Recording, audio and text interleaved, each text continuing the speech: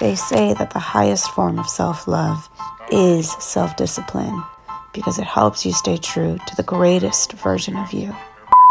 As we bring this self-love series to an end, I want to first thank you all so much for rocking with me. And I want to leave something that's going to stick with you, and that is self-discipline. Yes, it's true. Self-discipline is the highest form of self-love. It's doing the things you need to do, especially when you don't want to. It's staying true to your integrity and saying no. And it's keeping the promises you made to yourself. And it's important to keep in mind to have patience with yourself because you are bound to make mistakes. There will be times where you'll override your intuition. You'll say yes to the things that you really meant no. You'll sleep in over showing up. And no matter what happens, do not beat yourself up. You're human.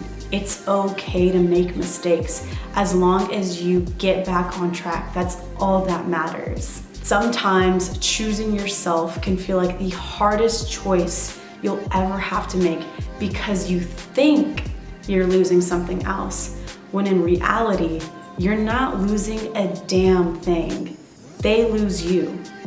Every time you choose yourself, you win. So how exactly do you start self-discipline? First things first, start small.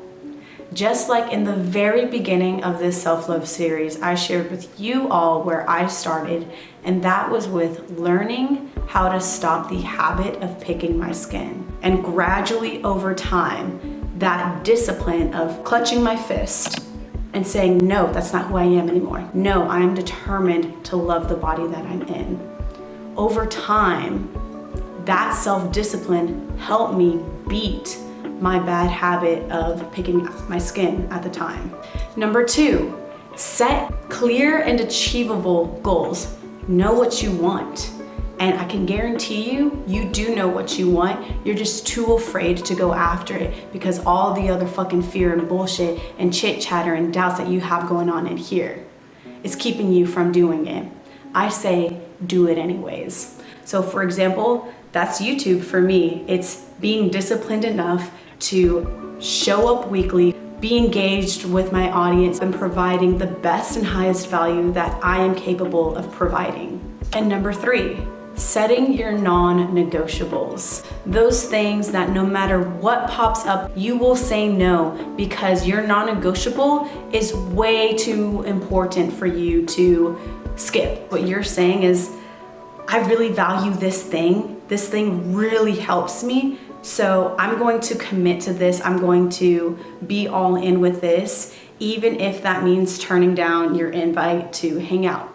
Number 4, building a routine. And yes, it's okay to change your routine. What a routine does, it just helps you be consistent, even if that means going to the gym just one day out of the week. It could be any random day of the week. It just has to be done once a week.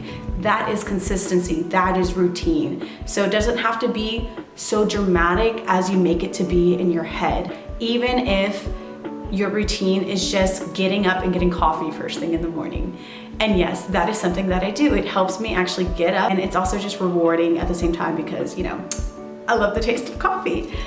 Number 5, avoid temptations. Eliminate any distractions that's going to derail your focus and set up your environment that's going to make it easy to stay on track. So for example, that could mean having no alcohol in your home. That could mean removing toxic friends who all you do with them is party and do things that don't actually align with your truth.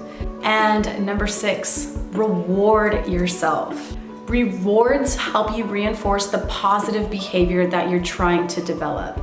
So for example, for me, once I hit 700 subscribers here, you already know we're gonna be celebrating that victory. Even if that's a small victory in your eyes, it's still a huge one in mine because that means we're staying consistent, we're providing value, and you already know that is something that we are gonna celebrate as a community here.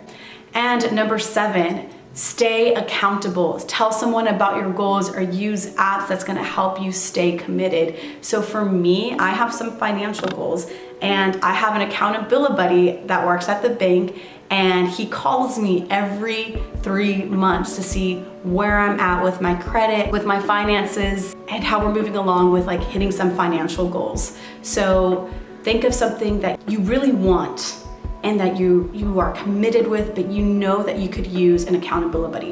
What is that for you? Is that fitness? Is that finances? Is that hobbies? No matter what that is, go find yourself an accountability buddy, let them know, or use an app, and welcome that support to help you stay on track. And last but not least, be kind to yourself. Self-discipline takes time. You will slip up, but just get back on track.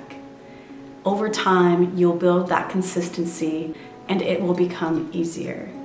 Other than that, I am grateful for each and every one of you. Thank you so much for rocking with me in this series. We have tons more value coming with you in 2025. This was barely just the beginning. Don't forget to hit that like and subscribe and share this with a friend. Comment below anything that resonated with you. I'll see you all in the next video.